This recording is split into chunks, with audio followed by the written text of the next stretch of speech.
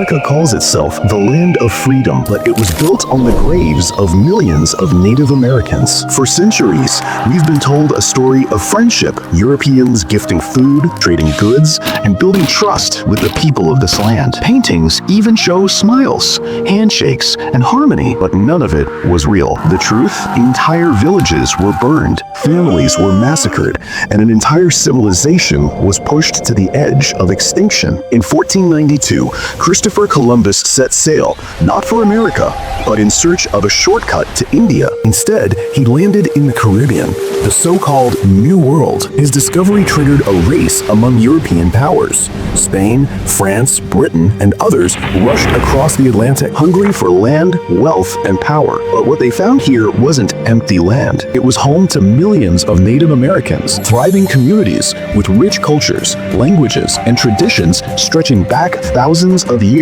At the time of Columbus's arrival, there were more than 5 million Native Americans in North America alone. But soon, something invisible arrived with the Europeans: disease, smallpox, plague, and influenza. Illnesses the native population had no immunity against. Within decades, waves of epidemics spread faster than any army could march. Across North, Central, and South America, more than 8 million native people perished, not by sword, but by sickness. It was the first chapter in a long, brutal story of destruction. The first weapon Europeans unleashed wasn't gunpowder or steel. It was disease, smallpox, plague, influenza. Natives had no immunity, and the results were catastrophic. By some estimates, more than 80 million indigenous people across the Americas died in the first centuries after contact. Entire communities vanished before a single shot was fired. But disease wasn't the only silent weapon. There were also betrayals disguised as friendship. In 1626, British and French settlers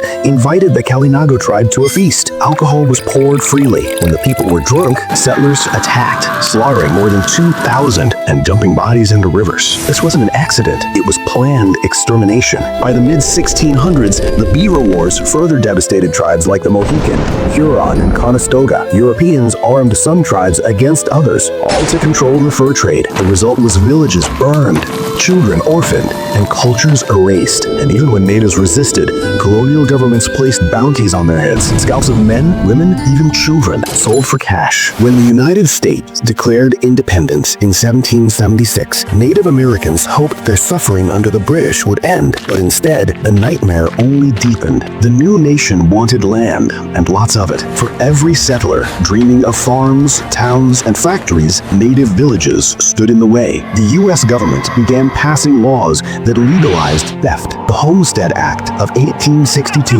offered 160 acres of native land to any white settler for just $10. Politicians openly repeated the slogan, "The only good Indian is a dead Indian." In California, the governor even placed a bounty on native heads, $5 per scalp, when a worker's daily wage was less than $2. But perhaps the most infamous policy was the Indian Removal Act of 1830. Signed by President Andrew Jackson, it forced more than 100,000 Native Americans off their ancestral lands in the South. Entire families were marched at gunpoint into unknown territory west of the Mississippi. This brutal journey became known as the Trail of Tears. Day after day, they walked 16 miles through scorching heat and freezing cold. Starvation, disease, and exhaustion killed thousands. Mothers carried dying children in their arms. By the end, nearly half of those forced to move had perished. What the United States called expansion was in reality ethnic cleansing. Native homelands were taken, food sources destroyed, sacred places lost forever. And yet,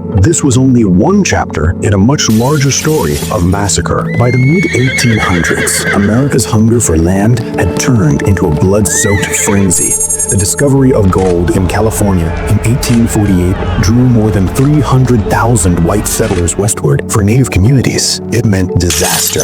Their farms were destroyed, rivers poisoned, and when they protested, they were slaughtered. Between 1846 and 1873, more than 16,000 Native Californians were killed, hunted like animals in their own homeland. The population collapsed from 150,000 to just 30,000 within a single generation. On November 29th, 1864, came the Sand Creek Massacre. A peaceful Cheyenne and Arapaho village flew a white flag, believing they were safe under U.S. protection. Instead, 700 soldiers under Colonel John Chivington stormed in at dawn. Men were gunned down, women were raped, children were scalped, bodies were mutilated, their heads displayed as trophies in Denver. Survivors called it a village of widows and orphans. And then, in 1890, came the Wounded Knee Massacre, the event that symbolized the destruction of Native resistance. Lakota families had gathered for a spiritual ceremony called the Ghost Dance,